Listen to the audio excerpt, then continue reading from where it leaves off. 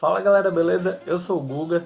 Tô só passando aqui no começo para fazer um convite a vocês. Caso você esteja ouvindo esse podcast no Spotify, no Anchor ou no Google Podcast, eu peço que você vá lá dar uma conferida no YouTube. Vou deixar aqui no link da descrição, porque a gente vai estar com vídeo chamado agora quando a gente for convidar alguém, principalmente a parte de futebol, que eu falo com o pessoal. E nesse episódio a gente vai falar com o Daniel Costa, cara. Como ficou essa situação? Acho que foi o Williams. Olha a bola pra área, sobrou Daniel! Gol! Do CSA! Daniel Costa! A superioridade traduzida em números! Quero agradecer bastante por ele ter vindo. Foi algo muito interessante, eu gostei bastante de ter conversado com ele. Espero que vocês gostem. Boa sorte aí. Valeu, Luiz. Obrigado aí pelo convite. Vamos aí bater um papo, né? E responder aí as perguntas. Antes da gente começar, eu quero agradecer o convite. Ainda mais porque você vai ser o primeiro jogador. A gente já teve um convidado de futebol. Foi o pessoal do Futeboleando.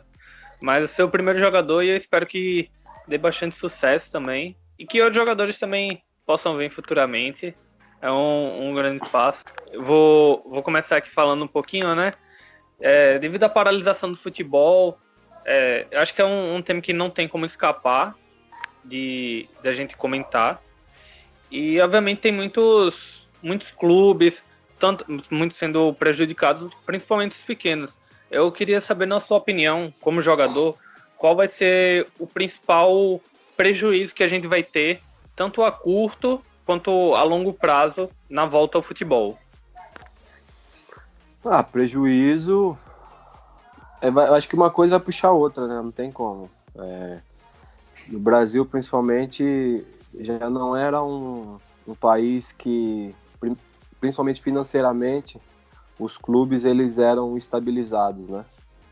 Então, e ainda mais agora com esse tempo, né? Sem jogos, sem receitas, né? Muitos clubes perdendo sócios torcedores.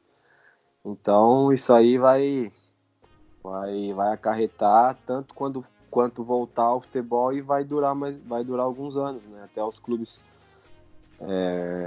poderem recuperar essa perda, né? Então, acho que o principal vai ser essa parte, a parte financeira, que já não era das melhores. E ainda mais que essa parada vai escancarar muitos clubes aí. A gente tem visto, né, o Cruzeiro. Quem imaginaria que o Cruzeiro tinha tantas dívidas assim? Então, e muitos clubes ainda acho que vai sofrer por causa dessa parada aí. Vai acarretar muito, hein? Tanto agora e acho que vai ter uns anos ainda que os clubes vão ter dificuldade financeiramente. Sim, sim. Agora, para não prolongar muito, acabar ficando muito chato, só para finalizar nesse assunto de quarentena, eu queria saber como está sendo sua rotina, questão de treinamento, se foi difícil a adaptação.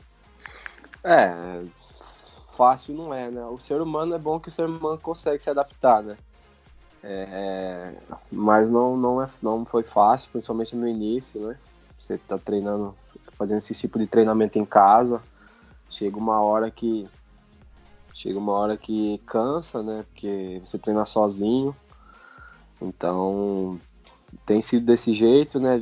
Aí, o clube que eu estou aqui já faz mais ou menos um pouco mais de um mês já que aí eles começaram a fazer treinamentos online, né? 3 vezes na semana. E aí os outros 2 dias da semana eles mandam o treino para nós, né? Por aplicativo. E aí a gente faz o treinamento e aí passa para eles, né? Então tem sido dessa maneira, né? Temos que se adaptar, fazer para que quando tiver aí uma volta, né? A gente possa não estar totalmente assim zerado, sem ter feito nada durante todo esse tempo, né? Falando agora dos elencos, dos times que você passou, queria saber se tem algum jogador ou treinador que você desenvolveu uma amizade forte, assim, que é seu parceiro, que o futebol pôde trazer para você. Isso aí acontece sempre, né?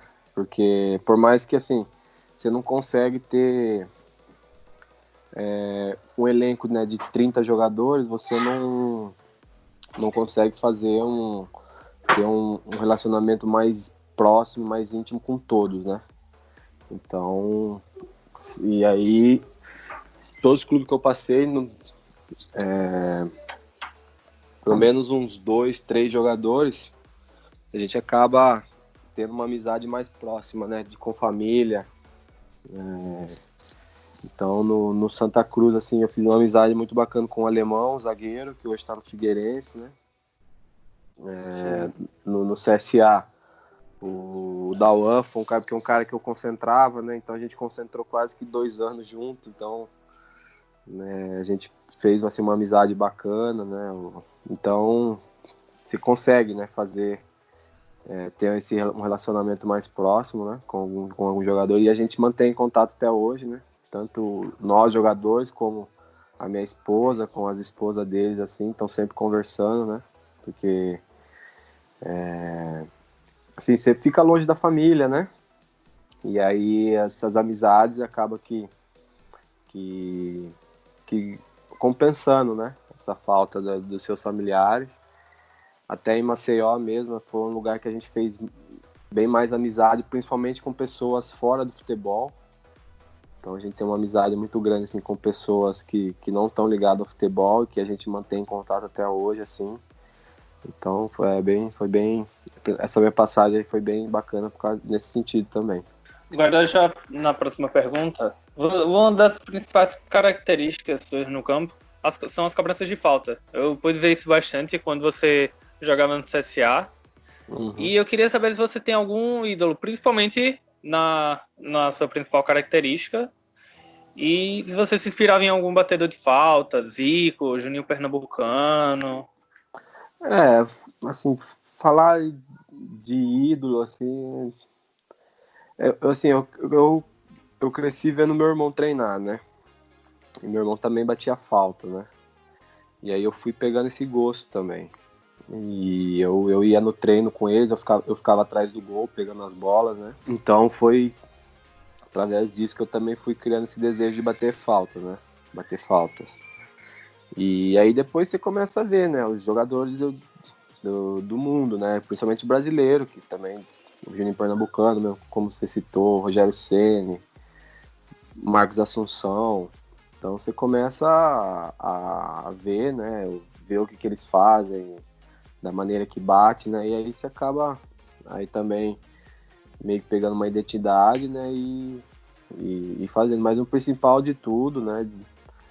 É você treinar, né? É uma coisa que eu faço, treinar bastante, aí para que aí daí durante o jogo os gols possam sair, né? Falando um pouquinho do início da sua carreira, muitos jogadores começam jogando em outras posições. Queria saber de você, se você sempre jogou como meia, como foi a sua transição pro profissional? É até estranho, né? Eu quando eu comecei eu era zagueiro, tem uma noção. E até os 15, 16 anos eu jogava de zagueiro. E aí a gente tava disputando um campeonato aqui, um campeonato regional. Eu tava no 15, né, de Piracicaba, na base. E aí a gente ia disputar uma final. E aí nós ficamos sem 3 jogadores. Eram acho que 2 meias e um atacante, se eu não me engano. Ou 2 atacantes e um meia, um negócio assim. E aí do nada o treinador chegou pra mim e perguntou, né, se eu poderia jogar de atacante, né? Aí eu peguei e falei, não, atacante não, mas acho que de meia eu consigo, né? E aí aí ele me colocou de meia, a gente ganhou a final de 3-1, eu fiz 2 gols. E aí começou a essa transição, assim, aí continuei jogando um pouco de zagueiro, daí depois ele me colocava como volante, depois eu colocava como meia. Aí chegou acho que no sub-17, do sub-17 pro sub-20, que daí eu fiquei só de meia só mesmo, daí eu não saí mais.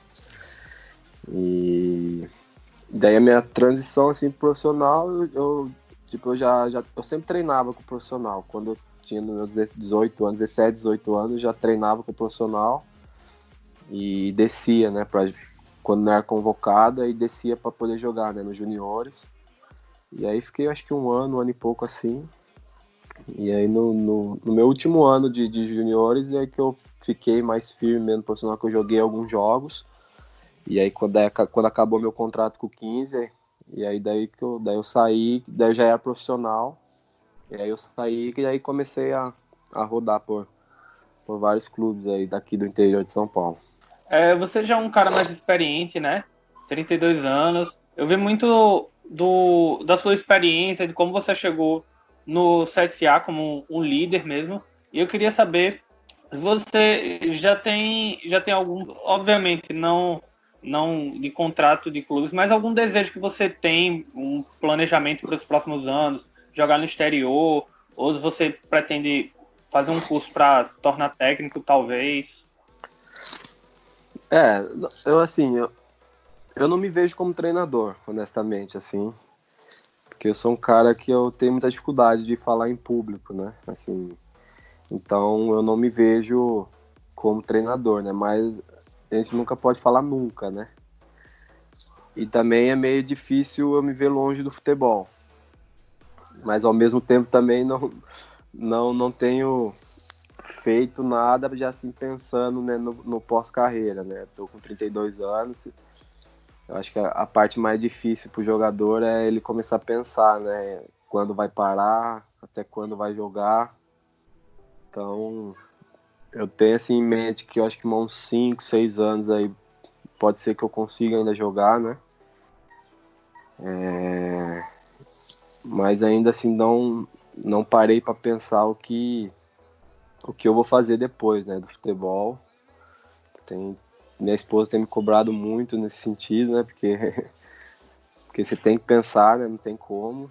E vai chegar uma hora que vai acabar o futebol, então você tem que já ter uma coisa já meio que em vista, então eu tenho que começar a pensar. Tenho pesquisado alguns cursos assim de gestão, né, de às vezes até de estar no meio mesmo do futebol como um executivo, né, algum diretor, alguma coisa nesse sentido. Então tem que amadurecer mais essa ideia aí e colocar em prática, porque fala assim, tá com 32 anos, vai jogar mais 4, 5 anos, mas o tempo tá passando rápido, então tem que já começar a pôr em prática, né? A já planejar para quando parar não ficar perdido e não saber o que fazer. Depois da sua passagem pelo Santa Cruz, eu tava dando uma olhada na sua carreira e eu vi que você passou pelo futebol turco. Queria que você contasse uma experiência, né? Como é jogar no futebol internacional, adaptação, principalmente pelo modo de jogo e pela língua também. Foi uma experiência bem bacana. Nós aqui, assim, às vezes de fora, né? Quando você fala Turquia, você já pensa várias coisas, né? Que é um país ruim, que isso, aquilo, mas é um país totalmente seguro. Se eu tivesse a oportunidade, eu voltaria para lá de olhos fechados. Nós ainda fomos lá num período onde estava tendo uns atentados lá, terroristas, estavam querendo derrubar o presidente lá do país, então tava. Mas mesmo assim, se andava na rua, era uma segurança, era super tranquilo, muita segurança, os bancos não tem guardas, os caixas eletrônicos é tudo virado para a rua, então é um país muito. Meu segundo filho nasceu até lá, meu mais novo. Então, assim, foi uma experiência bacana. Eu tive um pouco de dificuldade no estilo de jogo, né? Que é uma característica diferente da minha. É um futebol, como eu fui para um time da segunda divisão, era um futebol muito mais corrido, muito mais de força, né? Então, eu até tive um início bom, assim, fiz 4 gols no começo, então, mas depois aí tive um pouco de dificuldades e aí houve troca de treinador. E como eu era estrangeiro, e aí daí ele resolveu trocar, né, para trazer outro estrangeiro. E em relação à língua, assim, nós fomos em 4 brasileiros na época, e aí o clube disponibilizou, né, um tradutor pra gente, né. Aí o tradutor, ele era casado com uma mulher brasileira também, então isso aí ajudou muito as nossas esposas, né, com os filhos. É uma língua muito difícil, você tem que ficar no mínimo uns 3 anos lá para você poder entender a língua. Mas nós chegou um momento que a gente já estava conseguindo se virar, até porque a cidade que a gente morava era uma cidade pequena, e aí então o pessoal já nos conhecia, então eles eram bem assim pacientes com a gente, né? Então chegou um determinado momento que a gente já conseguia sair sozinho assim pra rua, né? Ir no banco, ir no supermercado. Uhum. Então a gente já conseguia se virar, mas era um idioma muito difícil, é muito difícil de você entender, né? Você tem que ficar no mínimo uns 3 anos, porque tem hora que parece que eles estão brigando, assim, mas estão só conversando. Fica uma gritaria que parece que tá... Mas assim, foi bem legal lá e se eu tivesse oportunidade eu com certeza voltaria, porque é um país muito, muito bom para se viver. Ao longo da sua carreira, você participou de diversas competições, tanto estaduais, regionais ou nacionais, né? Eu queria saber se tem alguma competição que você sente mais à vontade ou alguma que é muito acirrada, muito disputada, na sua opinião. Eu gostei bastante da Copa Nordeste, né? É um campeonato regional, né? Tive a oportunidade de ser campeão uma vez. Então, isso foi um campeonato que eu disputei também pelo CSA em 2014, que eu tive um desempenho muito bom, que daí abriu as portas assim para mim aí no Nordeste. Então, é uma competição assim que ano passado eu senti falta de jogar e é uma competição que eu gosto e gostaria de voltar a disputar ela. Tem algum jogo, algum gol também que você se sente marcado, você se lembra quando pensa em futebol? Um gol marcado. Eu posso dizer que aí pelo CSA mesmo, porque o gol que eu fiz na final, né? Por ser uma final contra o maior rival e da maneira que foi, né? A final do campeonato, né? As 2 semanas que a gente teve, então eu acho que fica marcado, não tem como. E um jogo em si é também a final da Série C, né? Eu acho que pelo que nós vivemos ali durante a competição e também você ser campeão nacional, né? Então isso aí com certeza fica marcado e é algo que não tem como esquecer, né? Você é de Piracicaba, né? Começou a sua carreira no 15 e Isso. começou a rodar aí nos clubes de São Paulo. Eu queria saber se você sentiu uma adaptação para o futebol nordestino, se foi mais difícil, se foi mais fácil, por estar fora meio do eixo Rio-São Paulo. A minha primeira passagem pelo Nordeste foi no 13, né? Foi em 2013. Assim, em relação ao futebol, a gente não sente muito, né? Mas foi em relação ao clima, né? O clima nordeste é muito calor, né? E a culinária também, né? Eu senti um pouco no início, que é um tempero um pouco forte. Mas em relação assim, ao jogo mesmo, assim, não tive muita dificuldade. E através ali daquela passagem ali do 13, daí eu acabei conhecendo o Oliveira Canindé, que daí ele que daí me levou também para o CSA. Daí minha carreira começou assim a ter uma melhora através o futebol do Nordeste. Eu sou muito grato, e foi através aí do futebol daí que assim minha carreira deu uma boa inclinada, vamos dizer assim. Ao longo da sua carreira você teve muitos bons momentos, tanto no CSA em 2017, 2018, até na primeira passagem, no 13, no Santa Cruz. Eu queria saber se você já chegou ou observou um auge técnico ou físico, ou acha que ele ainda pode vir nos próximos anos? Não, o pessoal fala que o auge do jogador é aos 30 anos, né? Quando chega aos 30, ele tá no seu auge, né? Físico e técnico, né? Então, assim, eu tive realmente, principalmente aí no CSA, os 2 anos que eu tive aí foram 2 anos muito bons. Eu me sentia muito bem, né? E, assim, falar que eu vou atingindo o ápice do auge técnico, aí eu vou estar mentindo, técnico e físico, né? Porque você vai vai passando os anos, a idade, isso aí é normal dando uma caída, né? Só que assim, eu sou um jogador que graças a Deus, assim, eu nunca tive nenhum tipo de contusão, né? Eu sou um cara que eu procuro me cuidar ao máximo e nunca fiquei fora de jogo, né? Por causa de lesão, nunca operei nada, graças a Deus. Então, eu sou um cara que me cuido, né? Então, assim, eu posso render ainda, né?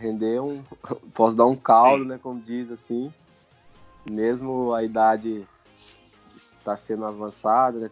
Tá na casa dos 30, mas ainda eu posso desempenhar ainda um bom futebol, né? Eu penso assim.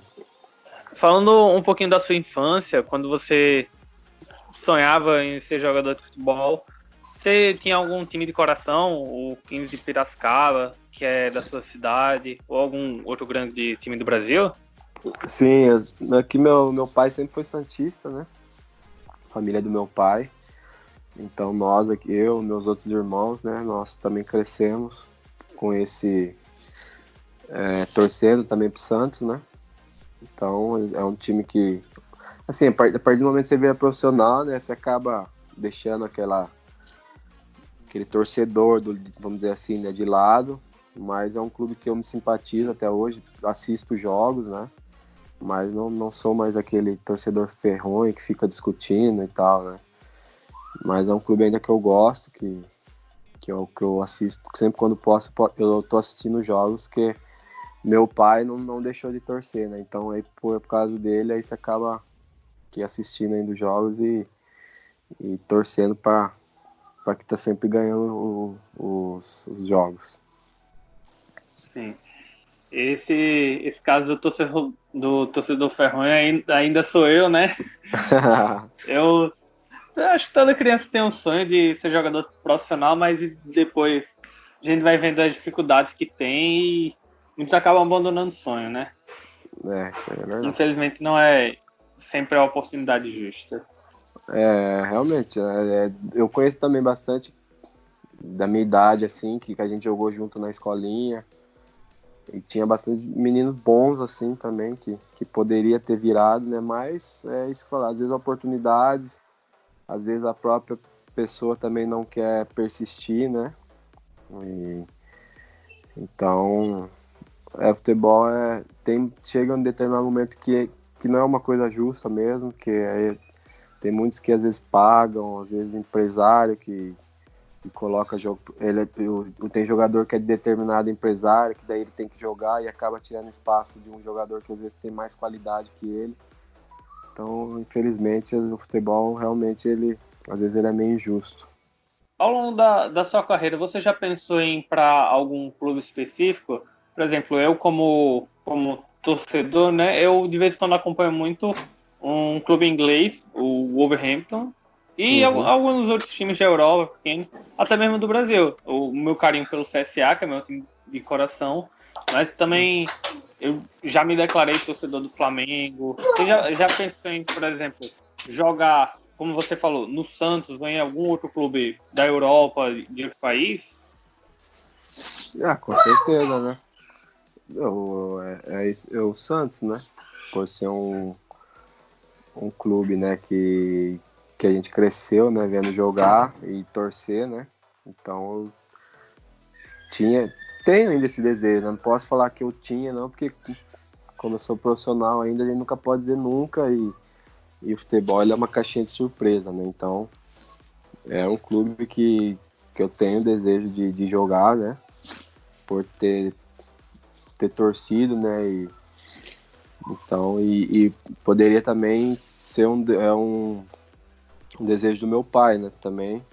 Então, acho que seria mesmo realmente um sonho se eu conseguisse realizar esse desejo. De fora do país, assim, honestamente, não tem nenhum clube assim específico, né? Tem também o desejo ainda de jogar novamente na Europa ou na Ásia, seja para fora, né, aqui do país, mas não tenho nenhum clube específico. Hoje, atualmente, somente específico teria só o Santos mesmo. o que a gente pôde ver antes da paralisação e até pelo ano passado foi o grande desempenho do Flamengo, e com certeza ele chega como favorito em muitas competições. Você acha que algum outro time pode... Qual seria o próximo time a bater o Flamengo, talvez se tornar o maior do Brasil no momento? Assim, eu acho que o Palmeiras, né, pelo elenco que tem, também manteve praticamente todo o elenco. E pelas contratações, o Atlético Mineiro, né? E pelo treinador que tem também, que a gente já viu ano passado que o São Paulo ele fez, né? Com o time do Santos, com jogadores assim, não tão conhecidos, vamos dizer assim, e conseguiu ser vice-campeão brasileiro. Então, pelas contratações, acho que o Atlético vai ser um time que vai bater de frente com o Flamengo, e o Palmeiras, né? Por ter mantido uma boa base, também um time que já se conhece. Esses dois times, vamos dizer assim. E aí tem alguns clubes que é por força da camisa também, o Inter, Grêmio. Acho que vai ficar nesse número de clubes aí que vão brigar pelo título esse ano. Mas com certeza o Flamengo vai ser o time a ser batido, né? Pela maneira que está jogando, pela confiança que os jogadores têm e pelo elenco, né? Que são dois times de alto nível. Então, com certeza, é o time que tenta ser sério candidato a ganhar todos os títulos que eles vão disputar. Para finalizar esse ciclo de perguntas aqui, eu queria saber se tem algum jogador que você acompanhou ainda quando não era um profissional, ou até mesmo técnico, e conseguiu treinar com ele, que você gostava do estilo de jogo, ou teve a oportunidade de conhecer? Nossa, eu falei pra você, a cabeça tá... Agora de cabeça... Não me lembro, não. Mas assim, tive a oportunidade somente no Santa, né? Eu tive a oportunidade de jogar com jogadores de nível de seleção, né? O Grafite, Léo Moura. Até mesmo no CSA, que joguei com o Juan também. Que a gente via na TV, no Flamengo, muitos anos de Flamengo. O próprio Walter, o Eric Silva, jogadores que só jogaram em time grande, Edinho. Já renovou. Jogadores de nome que jogaram em clubes grandes. Que eu cheguei a ver na TV, né? E aí pude jogar, então eu posso citar esses jogadores, assim. Agora um jogador, assim, que eu vi jogo, que era meu ídolo, assim, que eu vi jogar e depois tive a oportunidade de jogar e conhecer, agora não vou estar lembrando, não. Mas eu posso citar esses daí, assim, que são jogadores que passaram em grandes clubes do Brasil, né? Até a seleção. E daí depois eu pude dividir, assim, vestiário, assim, foi... Assim, são momentos também que assim, a gente vai levar pro resto da vida. Queria agradecer, Daniel, de novo, pela oportunidade de estar gravando aqui com você. E caso você queira deixar um recado aí pro pessoal que está assistindo, sinta à vontade aí, o espaço é seu. Valeu, agradeço mais uma vez aí o convite. E o que eu posso dizer? Um abraço a todos, né? Espero que tenham gostado da resenha. E vamos continuar, né? Se cuidando aí. E para que a gente possa, aí, o mais rápido possível, as coisas possam estar voltando, né? A sua rotina e a gente possa voltar a ter nossas vidas aí normalmente. Beleza, galera? Daniel Costa aí. Estamos por aqui. Grande abraço. Valeu.